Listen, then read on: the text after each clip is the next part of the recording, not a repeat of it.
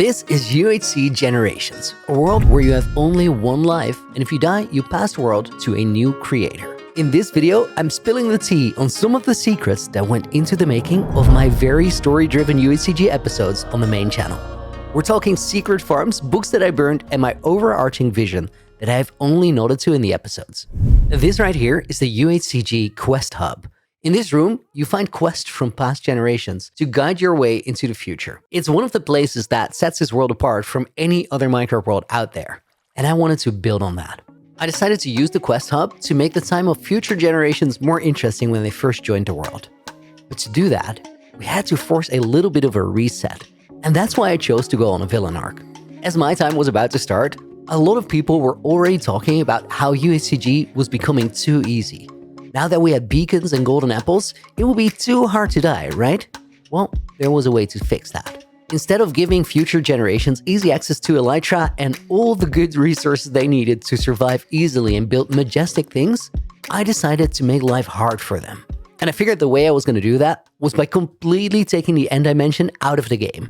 I've brought some endstone, chorus flowers, and shulker boxes to the overworld, but future generations are going to have to be really careful with those, because they can't get new ones. No easy elytras for anyone, and the only way to get them was through the quest that I would leave behind. And that's where one of my biggest builds in the world comes into play. Right at the edge of the Fields of Regeneration, I added a place called Zarathus Keep. Now, Zarathus Keep has a lot of interesting rooms inside, but one is probably the most interesting of all of them. Welcome to the Hall of Wings.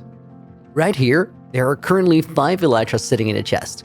Curse of Binding, Curse of Vanishing, Curse of Binding, and Curse of Vanishing. These elytras are the elytras that the future generations are going to get to use. If you have Curse of Vanishing, it dies with you. If you have Curse of Binding, you lose access to your armor forever. Both of those, pretty hard trade-offs.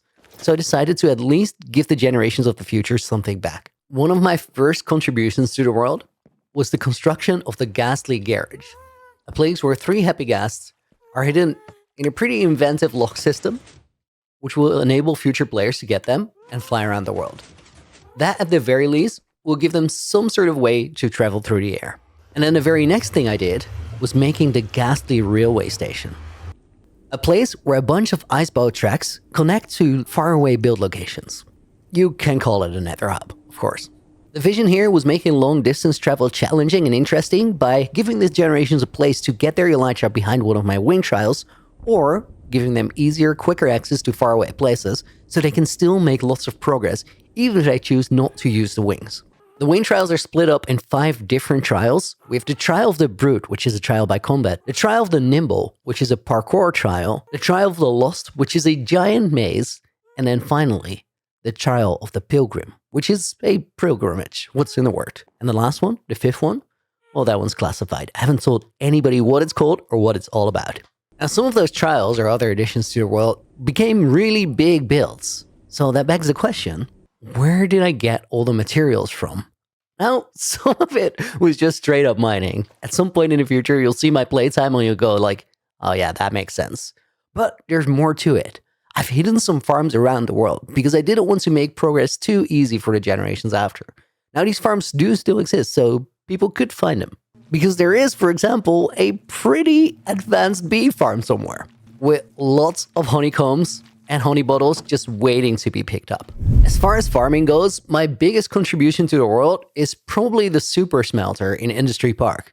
And this one, I actually made fully in style with Leon's design for this. I've kept the super smelter chunk loaded for quite a while, so it has a backlog of fuel forever. There's dried kelp blocks for every generation of the future to smelt whatever they want in the 100 furnaces that are linked up to it. Honestly, some of my proudest farm design because I made that super smelter from scratch for the first time ever just to challenge myself. But I also added some less fashionable farms. For example, I started running out of sugarcane at a certain point for rockets, and I decided I need a bigger sugarcane farm, but I didn't want to fully decorate it. So to save some time, I made this dirt-based contraption that has kept me supplied for the rest of my run. Not to forget, at a certain point when I was building the Ghastly Railway Station, I needed a ton of red nether bricks, which means a bunch of nether warts.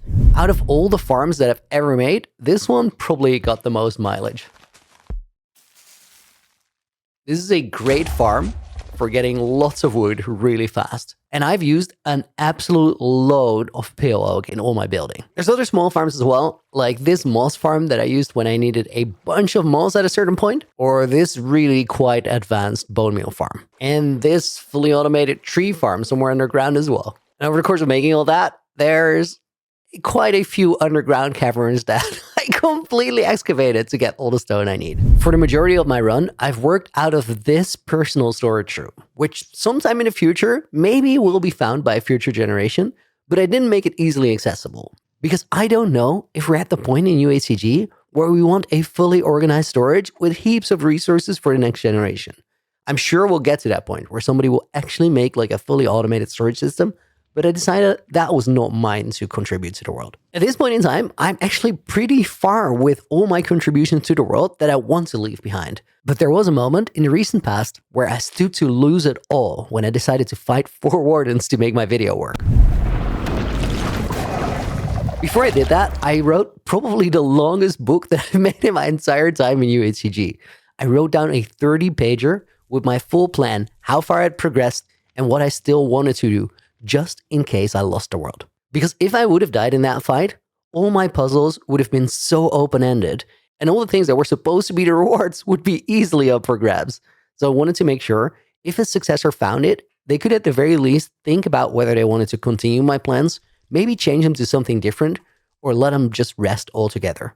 The thing is, in UHCG, you're never quite certain if you have another day to live. Now that that warden fight is out of the way, I don't think there's many things left that could potentially kill me, but ultra hardcore, you never know. When that fight was over and I made it out alive, the first thing I did was burn the book, because from this point, I'm just gonna double down and finish it.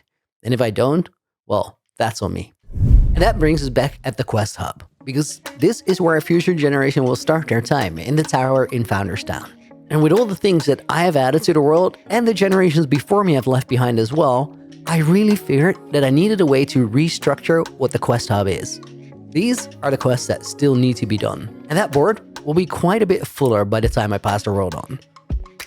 Recently, I added this room underneath. These are 3 collections for music discs, armor trims, and goat horns, which can be completed by future generations. And I added this golden moai as a tribute to the founder who was recently retired from the internet. This golden moai statue is made to celebrate our founder, Flaming Moai. He retired from the internet on February 27, 2026. Every quest in his room and every quest that gets added over time can be traced back to him. He's out questing in the real world nowadays, while we lose and find ourselves between the daisies. Enjoy your time in UHCG and everywhere else. Moai didn't really complete any quests because he left all of them. The quest Finish Founders Town I've put in his chest because it has been replaced by an Extend Founders Town quest that I added. I don't think Founders Town is ever truly going to be complete. And then in the rest of the chest, I made all the completed quests per generation, as well as a book with context about that generation, which future generations will get to expand on, and then they get to add their name as well. Like many things, I made the scale for this limited. This has 9 chests for 9 generations, because I think it's really cool to not force generations too far into the future into a certain regiment or tradition or whatever. So this one is only built for a couple, and then somebody has to extend it even further. In the next video, I'm going to go into some of the moments where I found remarkable things in the world that I couldn't really share in my episodes because of the whole villain thing. If you guys enjoyed this, please subscribe and like the video to boost the channel. Thank you for watching and have a great day.